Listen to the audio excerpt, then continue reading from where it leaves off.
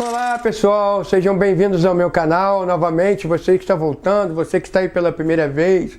O meu nome é Antônio, eu tenho formação em ciências religiosas e hoje eu gostaria de falar com você sobre um assunto muito interessante. Nós vamos falar sobre a formação da Bíblia, da Sagrada Escritura. É um assunto que dá muito problema, é um assunto que de vez em quando aí tem até brigas por causa disso. Então, a primeira coisa que você precisa entender é o seguinte: a Bíblia, ela não se formou de uma hora para outra. Ela tem toda uma formação histórica. Ela começa em um período e ela vai terminar em um período totalmente diferente. Isso aí já vai dar um problema muito grande, porque uma pessoa escrevia de uma forma, outra pessoa escrevia de outra forma. Então, a primeira coisa que nós temos que entender é o seguinte: essa palavra Bíblia, não é? Se você não sabe, ela vem de bíblos. Bíblos era o lugar onde tinha uma grande biblioteca. A Bíblia não é um livro só. A Bíblia é uma biblioteca, é uma coleção de livros. Cada livrinho daquele, ele tem uma história diferente, ele tem um gênero literário diferente, ele tem uma interpretação diferente. É necessário que você, antes de ler o livro, procure ler a introdução do livro. Assim, isso vai te ajudar muito na interpretação. Primeira coisa, ninguém começa a sua história escrevendo. Primeiro se vive e depois se escreve. Para quê? Para você deixar como uma herança para quem vai vir depois de você. As pessoas vão olhar para aquilo que você viveu, vão ver tudo o que você passou e vão perceber toda uma experiência de vida. Assim foi a formação do cânon. Cânon é uma palavra que significa catálogo. É como os livros foram catalogados na Bíblia. Outra coisa, não pense que essa formação que você vê hoje, esses livros um a um, começou assim. Isso era um único pergaminho escrito e que depois foi sendo dividido. Até termos hoje esse livro que você conhece. Outra coisa importante, não pense que foi uma pessoa só. Obviamente, algumas pessoas acreditam, por exemplo, que o Pentateuco ou a Torá, né, a lei em hebraico, foi escrita por Moisés, todos aqueles 5 livros. Mas baseado em pesquisas, não é? Pesquisas sérias, arqueológicas, históricas, a chamada exegese, que é exatamente esse método de pesquisa de tudo o que aconteceu, combinando a história com a arqueologia. Tudo isso já teve aí um consenso de que não teria como Moisés escrever os 5 livros, até porque se eles estão para lá e para cá vagando, como é que o cara vai estar sentado escrevendo? Não tem condição. Porém, a sua fé é você que tem que alimentar. E você vai alimentar como? Estudando, pesquisando, buscando. Então, nós precisamos entender o seguinte. Vamos aí começar essa história da formação.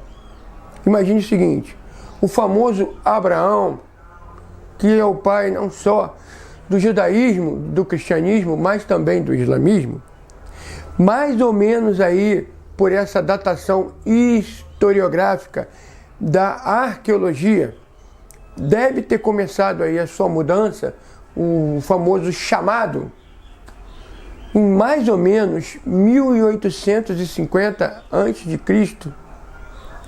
Vejam, essas datas não são precisas. São pesquisas que são pessoas que dedicam a sua vida estudando sobre isso. Então vejam bem, Abraão sai de Ur na Caldeia em direção a Canaã. Em 1850 antes de Cristo. Perceba, nós estamos no ano de 2024 depois de Cristo. São quase 4.000 anos. E, continuando, baseado nas pesquisas, baseado na arqueologia, baseado na história, possivelmente a Sagrada Escritura, ela começa a ser colocada no papel, lá aquele livro do Gênesis, que você conhece, em 900 a.C. Perceba, Abraão começa a história em 1850 a.C. E a Bíblia começa a ser colocada no papel em 900 a.C. Ou seja, 900 anos depois. Então, desde Abraão até a escrita, como isso era feito? Muito simples. Você pode pesquisar aí, existem vários vídeos sobre isso, os chamados povos ágrafos. Né? Grafo vem de grafia, grafia é escrita. E A na frente do grafo. Ágrafo é sem escrita. Eram os povos que não escreviam. Como essa tradição, como essa história era passada de pai para filho? À noite, na beira da fogueira. Por que à noite à beira da fogueira? Os povos ágrafos, na sua maioria, eles eram nômades, viviam da criação de animais. Então, à noite, os animais estavam dormindo. Era a hora que eles tinham para sentar e conversar. E por que a beira da fogueira? Num lugar onde não existe iluminação elétrica, a fogueira é a melhor luz. Pois bem, vamos continuar então a nossa história. Depois que a Bíblia começa a ser escrita, não é? Nós temos toda aí uma história, falando assim, do povo hebreu. Não é? Eles vão para Canaã, né, que é a terra prometida. Depois tem lá aquelas invasões. Primeiro eles invadem, depois eles são invadidos. Tá bem?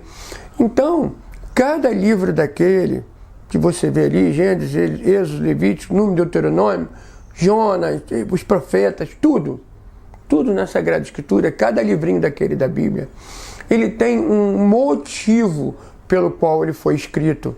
Ele tem um destinatário. Por isso, cada livro daquele foi escrito em um momento diferente.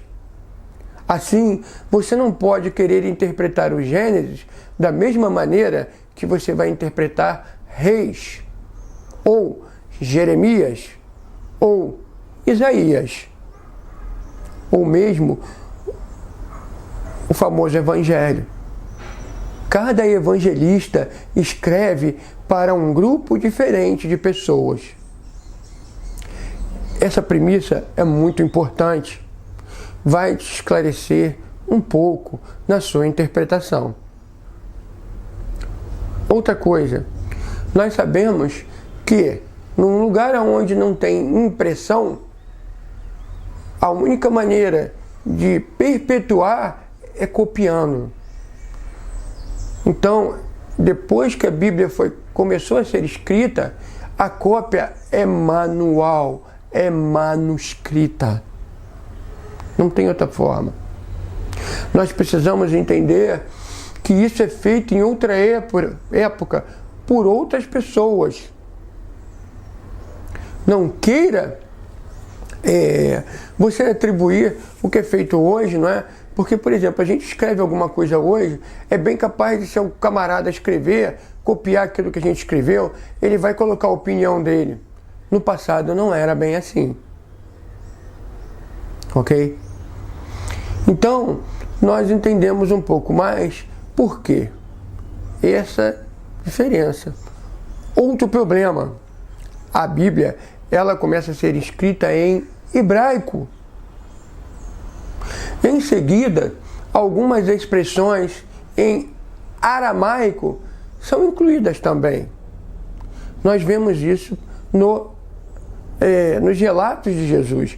Por exemplo, em hebraico, a palavra ben significa filho. Em aramaico, a palavra bar também significa filho. Nós temos isso aí em Benjamim. E Jesus ben Yosef. Yeshua ben Yosef. E nós temos isso aí em Bar-Timeu, em Bartolomeu. Então, primeiro em hebraico e aramaico.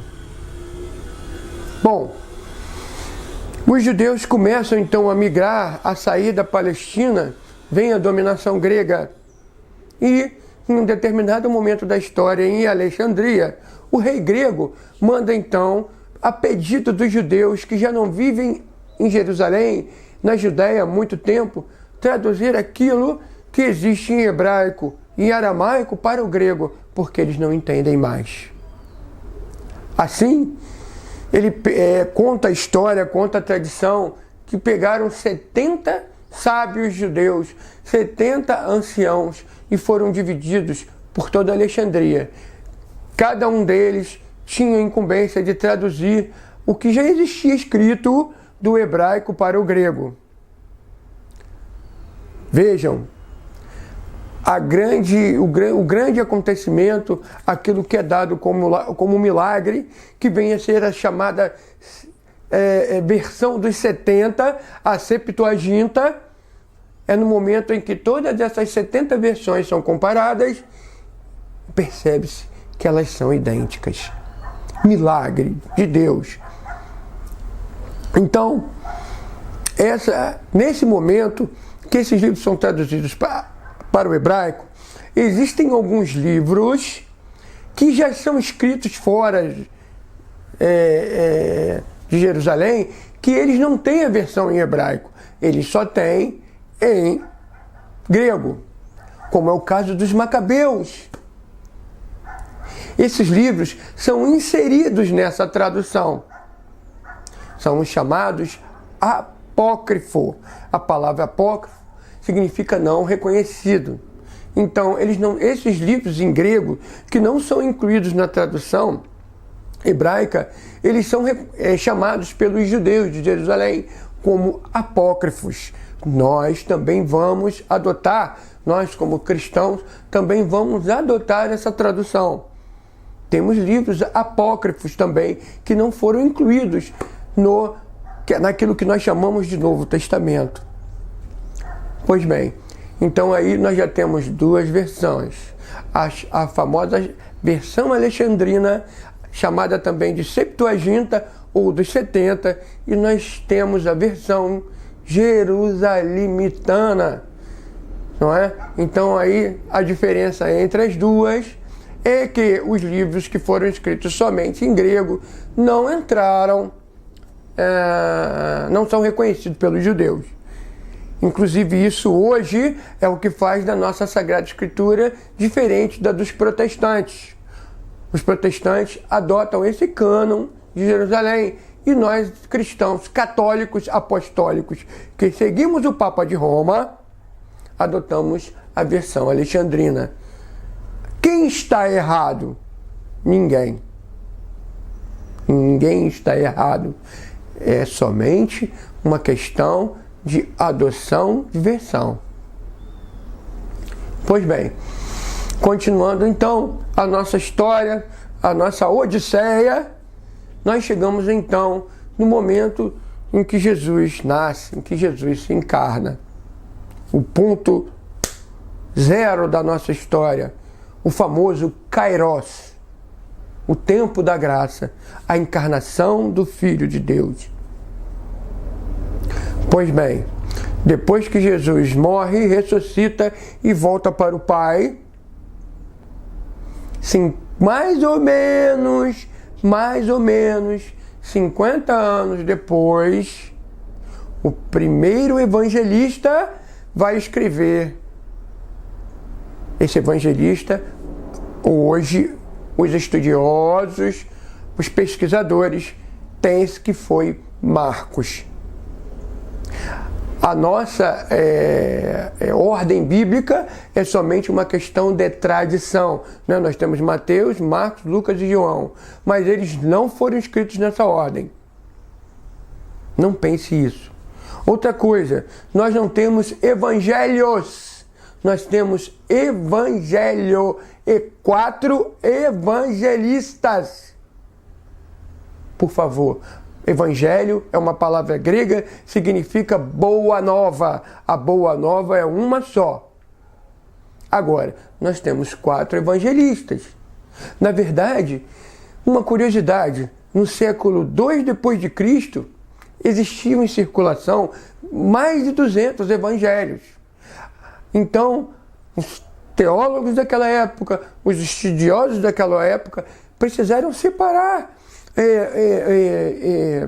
o que era mais coerente, mais próximo à mensagem daquilo que era tido como insano. Muitos evangelhos escritos,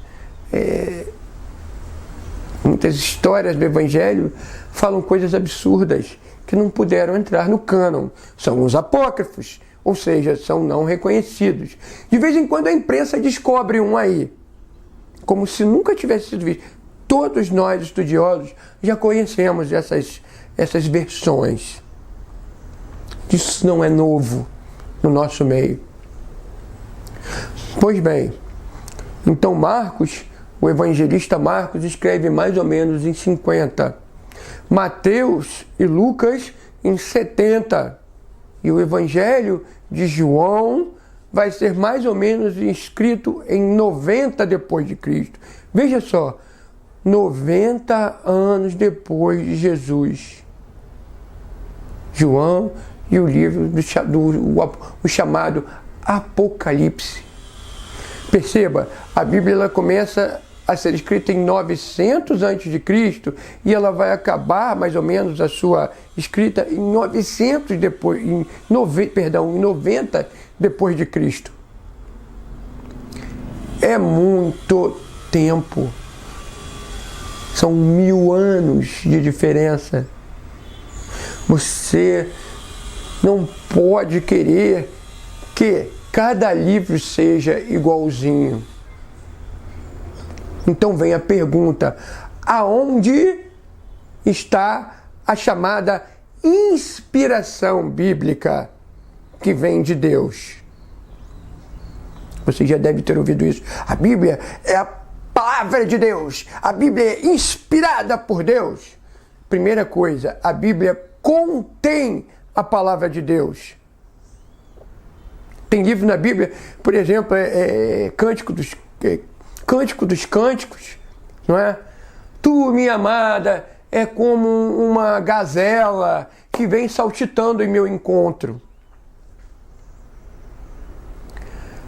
Lá Josué, e Josué invadiu o povo tal, matou todo mundo, passou a fio da navalha e consagrou todo mundo, todos os espólios. Você ouviu a palavra de Deus aí em algum momento? Mas, por exemplo, o Evangelho, com certeza absoluta, é palavra de Deus. Todas as vezes que Deus fala, é palavra de Deus. Então a Bíblia contém a palavra de Deus. E aonde fica a inspiração? Veja, a linguagem divina é divina, a linguagem humana é humana. Se Deus falasse com a gente na sua linguagem divina, nós não conseguiríamos entender. Nós, como homens, não comportaríamos essa linguagem. Então Deus fala ao homem pelo homem. Evangelho segundo Mateus. Evangelho segundo Marcos. Ou seja, a palavra de Deus segundo Marcos, segundo Mateus.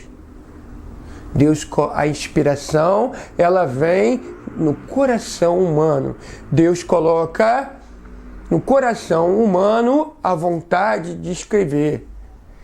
Perceba, não é psicografia, é agiografia. A geografia é escrita sagrada. É muito diferente. Então, infelizmente, muitas pessoas pegam isso que está escrito e transformam numa arma. Quantas pessoas se matam por causa disso? Quantas pessoas seguem por aí falsos profetas que mandam a pessoa botar uma bomba no seu corpo todo e no meio da multidão isso explodir? Veja como é fácil. Vou contar uma historinha. Um camarada pegou a Sagrada Escritura e pediu assim a Deus: Senhor, eu estou com um problema na minha vida. Por favor, me dá uma palavra de orientação. Ele abriu a Sagrada Escritura e leu assim: e ele saiu e foi enforcar-se. Imagina a cara do sujeito. Não contente, ele queria confirmação. Senhor, por favor, confirma para mim isso. É isso mesmo que o Senhor quer? O Senhor quer que eu me enforque? Por favor, me dá uma palavra que isso seja confirmado. Abrindo novamente a Sagrada Escritura, ele se deparou com a seguinte frase: e o que tendes a fazer, vá e faze-o depressa. Não preciso falar mais nada. Não é assim que Deus fala. Não é dessa maneira. Deus quer que todos cheguem ao conhecimento da verdade. E com certeza essa não é a verdade. Preste atenção numa coisa. Se alguém falar para você, é assim, cuidado, porque tudo que está escrito na Bíblia aconteceu, mas nem tudo aconteceu da forma como está escrito. Pesquise, estude, não tire conclusões precipitadas, nem siga a qualquer um. Há muita gente aí falando besteira, há muita gente falando muita coisa ruim, pegando a palavra de Deus e falando muita abobrinha, não é? Então, eu não tem como, em um vídeo só, falar desse assunto. Como vocês mesmos viram, 900 a.C. até 100, 90, 100 depois de Cristo, ou seja, 1000 anos. Nem como em um vídeo falar em 1000 anos de história. Mas, por essa fala que eu dei a você já percebe como é complicado. Não é assim, não é dessa maneira. Você tem escolas teológicas. Sim, escolas.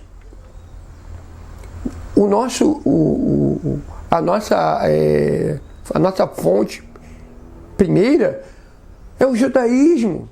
Foram eles que começaram. Veja bem, eu não estou mandando você ser judeu. Não é isso. Mas não adianta. Olha só, continuando, veja só, eu falei lá, foi escrito em hebraico e aramaico, depois traduzida para o grego, perfeito? Depois vem a segunda parte, que é o Novo Testamento, chamado Novo Testamento. Por aí você já vem, olha só, Novo Testamento. Se você vier para o judeu e falar assim, meu caro, você conhece o Novo Testamento? Ele vai te perguntar assim, por que tem o velho? Então, na verdade, não deveria ser Velho e Novo Testamento, não é? Como nós cristãos chamamos. Deveria ser primeiro e segundo. O problema é que, por exemplo, nós aqui no Brasil, nós temos essa coisa de que, assim, por exemplo, o primeiro é o mais importante, né? O segundo vem em segundo lugar. Mas não há essa ordem de grandeza. Todos dois têm a mesma valia. Então, o Evangelho, o chamado Novo Testamento, o Segundo Testamento, a segunda parte da Bíblia, ela é toda escrita em grego. E aí, continuando a história, em um determinado momento da história, ninguém mais sabia nem hebraico, nem aramaico, nem grego. As pessoas falavam latim. E começou aí o pessoal a bel prazer traduzir, não é? É o que nós temos aí, uma versão não oficial chamada Vetus Latina. É quando, na época, o Papa Dámaso chama São Jerônimo e fala: Jerônimo, você vai traduzir a Bíblia. Eles eram muito amigos. E aí Jerônimo vai, fica um tempo em Jerusalém e ele traduz a Bíblia para o latim e entrega ao Papa Dámaso. Mas aí há um problema. Quando o Papa Dámaso pega a Bíblia, ele percebe que aqueles livros que só existiam em grego não foram traduzidos. Jerônimo traduziu o cânon hebraico. E aí o Dámaso, mas Jerônimo, tem esses livros aqui que faltaram? Não, esse não.